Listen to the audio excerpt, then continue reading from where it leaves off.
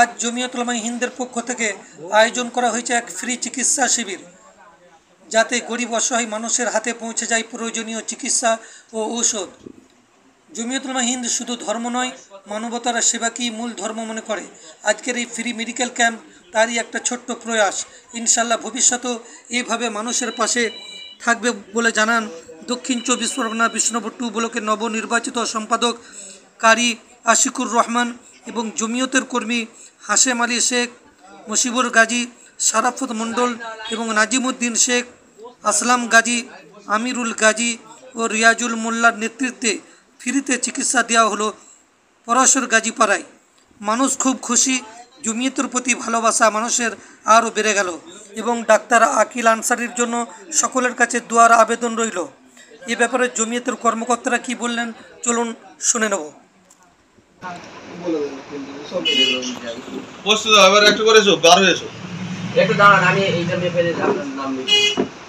তোমার সেই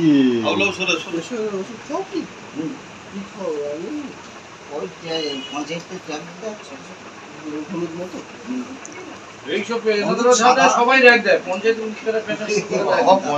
বই করে দিয়েছে সব 140 বা 88 একটু বেশি আছে, খুব বেশি নেই। প্রেসারের ওষুধ খাও, হ্যাঁ একটু বেশি আছে, খুব বেশি নেই। চুরি বেশি আছে, দাঁড়াও এটা ডাক্তার দেখে নেবে, এটা নিয়ে যাও। আস্তে আস্তে চেল্লামিল্লি না, নাম বলুন, ভালো করে শ্বাস নাও। নাজমা চিকিৎসা দেওয়া, আপনারা খুশি হবেন ইনশাআল্লাহ। আপনারা সুখে থাকুন, আল্লাহ আপনাদেরকে ভালো রাখুন, আমরা আপনাদের জন্য যথেষ্ট ব্যবস্থা করব ইনশাআল্লাহ। ঠিক আছে। বলছিলাম যে ডাক্তারবাবু যে ফ্রি চিকিৎসা দিচ্ছে, ফ্রি চিকিৎসাটা কতদিন চলবে এরকম?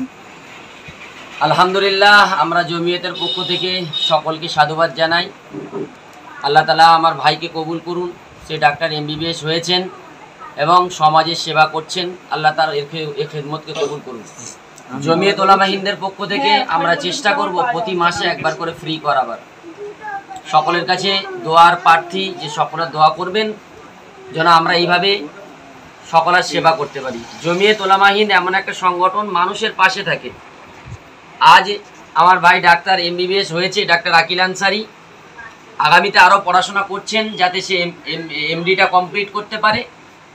আমরা জমিয়তের পক্ষ থেকে ডাক্তারবাবুর কাছ থেকে সময় নিয়ে প্রতি মাসে আপনাদের প্রত্যেককে ফ্রি চিকিৎসা দেবো। আপনারা খুশি সকলে ইনশাআল্লাহ? সবাই খুশি তো ইনশাআল্লাহ? আপনাদের প্রত্যেকে আমরা ফ্রি চিকিৎসা দেবো।